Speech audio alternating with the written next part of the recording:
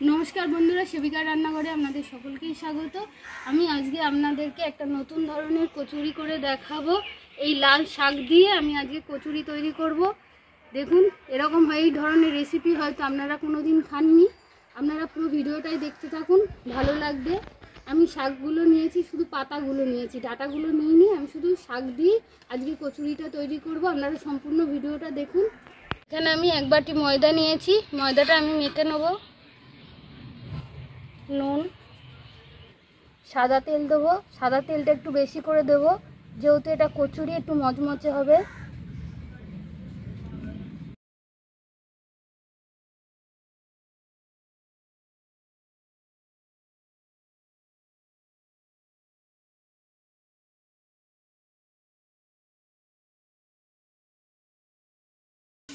ময়দাটা ভালো করে মেখে নিয়েছি। আপনারা যখন ময়দাটা মাখবেন দেখবেন যে ময়দাটা এইভাবে ফেটে যায়। এইভাবে ফেটে যখন যাবে তখন মনে করবেন যে ময়নটা ঠিক আছে। আমি কিছুক্ষণের জন্য ঢাকা দিয়ে রেখে দেবো। উনুনটা ধরিয়ে কড়াটা বসিয়ে দিয়েছি। কড়াইয়ের মধ্যে আমি ঘি দিয়ে দেবো।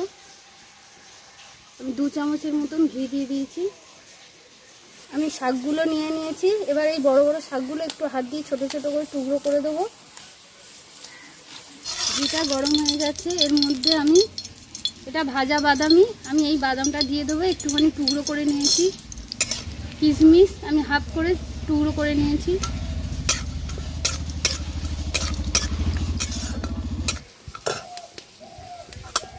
কিশমিশটা আর বাদামটা ভাজা ভাজা হয়ে গেছে। এবার আমি শাকগুলো দিয়ে দেবো।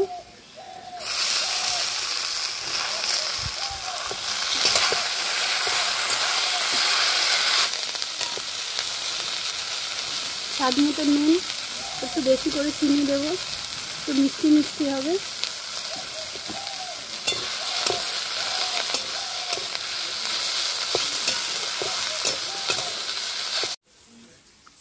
কচুরির লাল শাকের পুর তৈরি হয়ে গেছে। এবার আমি নামিয়ে নেব।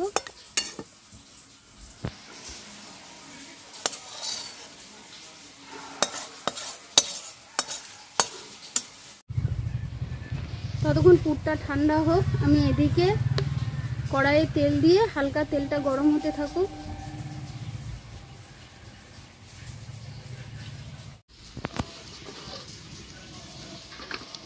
এবার ময়দা থেকে আমি ছোট ছোট করে লিচি কেটে নেব।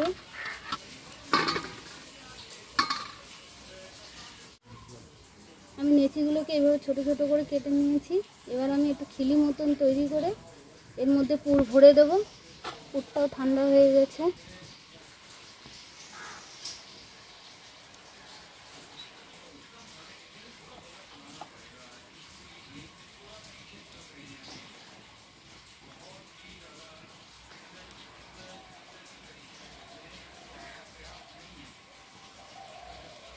এইভাবে আমি মুখগুলো সব আটকে দেবো।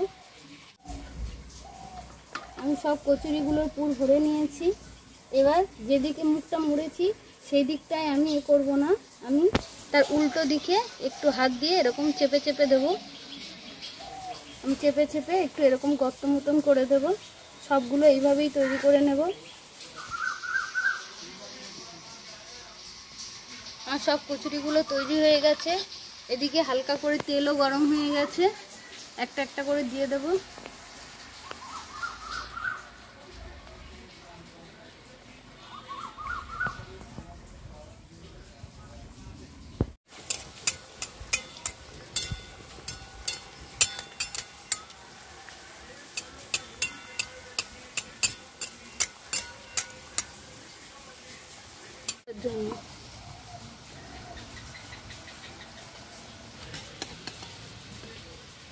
কচুরিগুলো ভাজা হয়ে গেছে। এবার আমি তুলে নেব।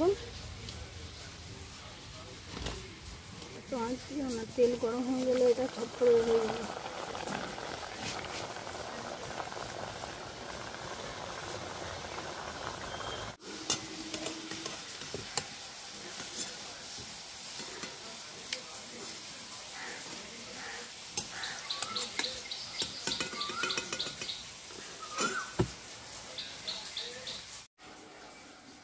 দেখুন বন্ধুরা, আমার লাল শাকের পুর ভরা কচুরি তৈরি হয়ে গেছে।